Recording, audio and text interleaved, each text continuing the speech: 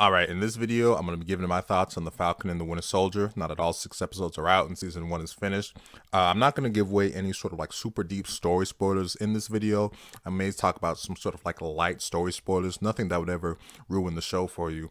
But there's no point in talking about the show if I can't give away or talk about some light story spoiler stuff. So you have been warned if you've not seen all of season 1. Now, this show was the next Disney Plus adventure for the MCU. We had just gotten WandaVision, which the whole universe and public just seemed to just love, and so the Falcon and Winter Soldier was next on deck.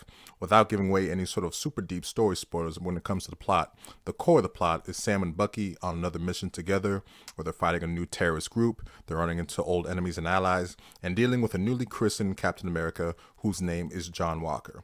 Now, right off the bat, what I like that this show did is that it understood the correct tone that it should have. You know, the MCU does all sorts of genres when it comes to fantasy with Thor, space adventure for Guardians, heist mission type stuff for Ant-Man, but all of them generally have the same kind of lighthearted comedic tone. The clear exception to that is the Captain America trilogy movies, whose tone is more mature and serious, and they're directed differently than the rest of the MCU. That's appropriately what this show did. I mean, right from the opening episode, with its action, its direction, its other elements, it felt very much the natural successor to Captain America the Winter Soldier or Captain America Civil War. And I'm all for that because it works so well for this story. And Captain America the Winter Soldier is my favorite non-Avengers MCU movie. I mean, I think that movie is Dark Knight-like in its script, quality, and execution. What I also like about what this show did is that it took its time to sort of develop its elements. So many people right off the bat wanted Sam to be Captain America or John Walker to be full-on U.S. agent. This show took its time to properly develop its stuff to where the payoffs in the final episode were very rewarding with how it was done. John Walker has the most detailed and complex arc out of any character in the show. Initially we see him as sort of like a douchebag Captain America with the decisions he makes, his mistakes. But by the end of the show, I was really satisfied with how his arc, and actually I was really happy for how the character ended up at the end. So I was like, wow, they did a really nice turnaround with that character. A lot of people online were giving pushback to the actor Wyatt Russell, but he really did his job well because you were supposed to not like John Walker as Captain America. He was a douchebag Captain America for a reason, to show that he was not the right one for the job. But his acting, the way Wyatt Russell did him, he was great in the show, and that character had a really complex and a really satisfying arc to watch transpire throughout this whole show. Bucky, he got to show some more personality compared to the previous movies he's in. We got to see sort of the struggles he's had being the previous Winter Soldier, him adjusting to new life, him not being able to really sort of settle down, him dealing with demons. That was good stuff. Zemo, he got to show more personality too, but he was just so much fun to watch in the show, to where he was just happy to be out about in the world. He's having a good time. He was really being sort of Baron Zemo, emphasis on the Baron part. He was a lot of fun, and obviously that dancing video will be legendary for years upon years upon years to come. Sharon Carter, Agent 13, she actually wasn't in the show as much as I thought she'd be. There were a couple of episodes recently where she was almost just completely absent, but I like how it addressed what she's going through, how she's sort of pissed off at Sam and Bucky for sort of leaving her stranded without pardon and stuff like that. But she was actually played a pretty good part in the final episode, and ultimately she got sort of her badass moments here and there throughout the show. Sam's arc is the heart of the show. Probably the best thing that this show did overall was how it did not shy away from the issues when it comes to race. Captain America, there being a black Captain America, is a big change for a lot of people, and obviously not everyone is going to be okay with that, just because it's just like, what, a black Captain America? I like how the show understood that, did not shy away from it, addressed it head on, and how that was the fear of Sam and why he didn't initially take up the mantle, because he didn't think it would sort of be like okay with a whole lot of people. It made it all the more rewarding when he actually took up the mantle. It was just beautiful to see all of that take place, and something that means a lot for our country these days. And it was great overall to just see Sam get sort of a chance to shine.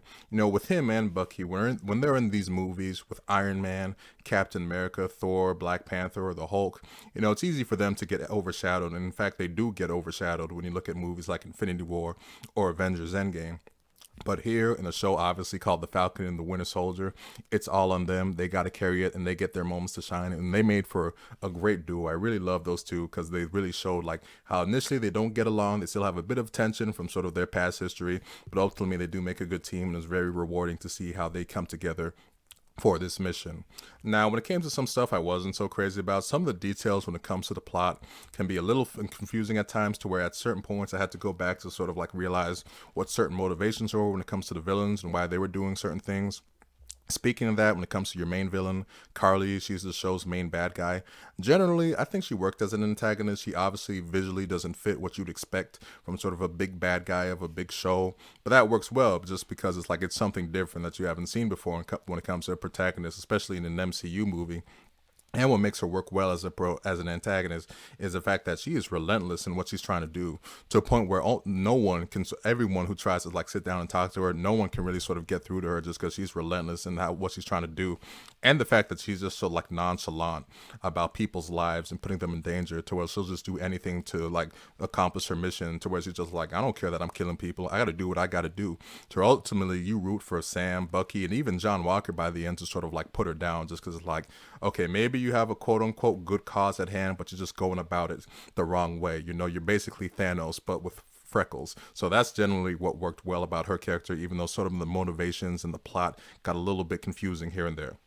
Overall, I think this show just worked so well, and it was a very satisfying experience. You know, probably the most exciting thing about it is how it clearly sets up some stuff to see for season 2. I mean, that's what got me most hyped about the ending of this episode 6. It's just like, wow, there's just so much stuff to look forward to for season 2. You know, WandaVision, with the kind of story and show that it was, it's very much a one-off, to where you can never sort of repeat that same sort of formula for a show. But a Falcon and the Winter Soldier, obviously they can go on for as much as they want to, just Sam and Bucky going on these government missions. You can see more stuff with John Walker, Sharon Carter, all that kind of stuff. Like, man, I can't wait to see what they do for season 2. So overall, for the entire season for the Falcon and the Winter Soldier, I would give it a 9.5 out of 10. I think it hit the mark exactly with what it wanted to do. Initially, I was kind of like, ah, man, only 6 episodes. But by the end, when you get to it, I'm like, you know what? That show was perfectly placed. Each episode was a good amount of length. It's about 50 minutes. I got everything I needed from the show. And it's better that it be like that length rather than just drag on unnecessarily. That's the flaw that you have with some of the sort of like Marvel Netflix shows, where sometimes they don't have enough story to sort of carry on for sort of 13 episodes. This one, it had a very tight script, did exactly what it needed to do, and fit the bill for 6 episodes. So yeah, ultimately, I really enjoyed the Falcon and the Winter Soldier, and I cannot wait to see what they do for season 2. So ultimately, when it comes to Marvel on Disney Plus in terms of these series, WandaVision and the Falcon and Winter Soldier, they have just gotten off to a great start. 2 very different shows in their tone and execution, but both done very well. The next one up is Loki. That's obviously going to be very different from the previous 2 shows that we've just seen. But if it's like this one in its quality, then it should definitely be something to look forward to. So that'll do it for this video, this sort of review of the Falcon and the Winter Soldier. If you made it to the end of this video, thank you for watching.